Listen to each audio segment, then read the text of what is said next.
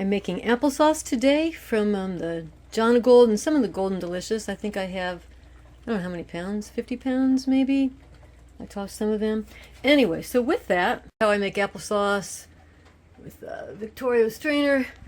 But I took out a double batch, so let's see, 12 cups of pulp of applesauce to make a double batch of apple butter. This time starting with hot applesauce instead of starting with raw apples. My old crock pot that gets much hotter than my newer crock pot. So I don't think I'll put the lid on at all. I think we'll just let this cook and see how long it takes this time. Hopefully not 2 days. And that's what it looks like after 2 hours in the crock pot. First hour I had the lid on. Okay, 5-gallon bucket here of the waste, and then over here I usually freeze applesauce, but freezers are pretty full, so I think I'm going to can 7 quarts, and then the rest I'll freeze. This applesauce from the John Gold apples turned out really beautiful, really nice and thick. I steam canned it for, I think 25 minutes.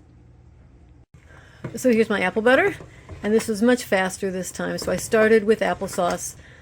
It actually worked out really well that the pound of apples was the same as 1 cup of sauce, so the measurements were real easy.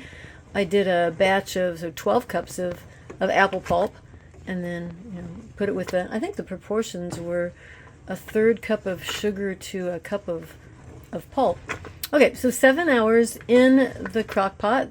I used my old white crock pot this time. It's circular instead of oval. It got a lot hotter.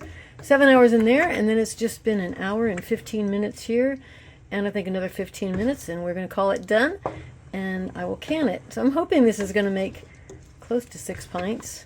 Oh, and look over here, and that is my 6 quarts of applesauce that I've canned, and then I also froze, I think 5 or 6 pints.